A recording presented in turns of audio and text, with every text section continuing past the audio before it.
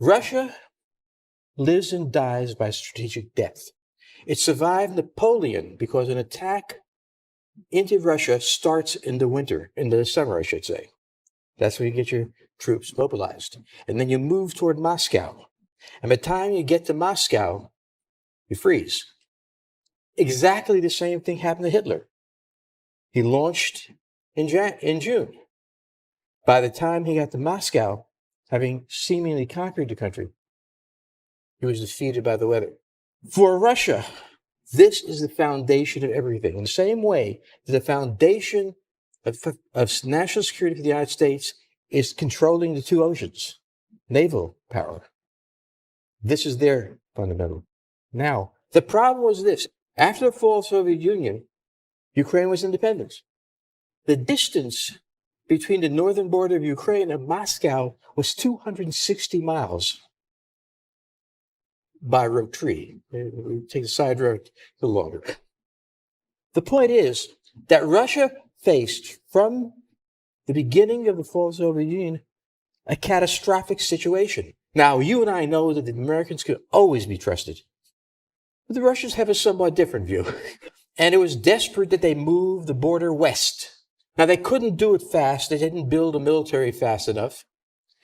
They needed a lot more chaos going on. And they waited for this moment. And they struck. Now, why did the United States have to get involved?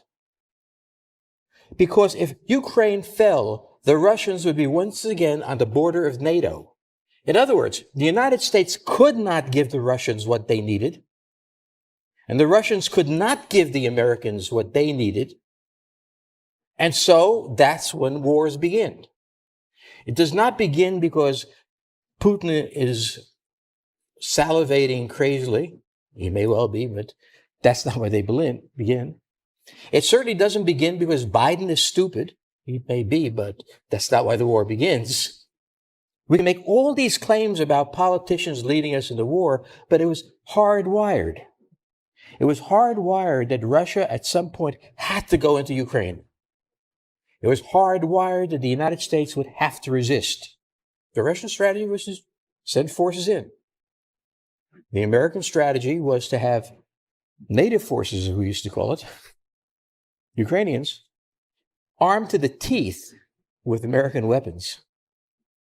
We stand back, take no bodies coming in Dover Air Force Base, thank God. Ukrainians fight for their country, and we make sure they don't lose. The critical strategy of the United States is not winning. It's preventing a loss. Because if there is preventing a loss at a certain point, the Russians will raise questions about their leadership. Also, they'll raise questions about being drafted. They started out with a small military because of a massive intelligence failure on their part. First, they completely miscalculated the Ukrainians. The Ukrainians really hate the Russians. Somebody at FSB missed that. Two, they miscalculated the Germans. They thought the Germans would stick with them because they needed oil, but a trip was brought to the United States by the chancellor, and he said, oh, I forgot, I am for the United States, excuse me, yes. And thirdly, he completely misunderstood. FSB completely misunderstood the United States. It saw that we were bad-mouthing each other, that we were enraged at everything, that we believed in the deep state and everything else. They didn't remember what the old KGB knew. This is the way we always are. We're always pissed off at somebody else.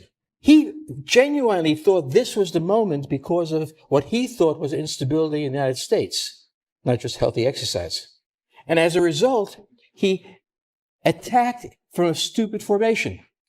3 armored columns, hundreds of miles apart, rushing down to envelop something that isn't there.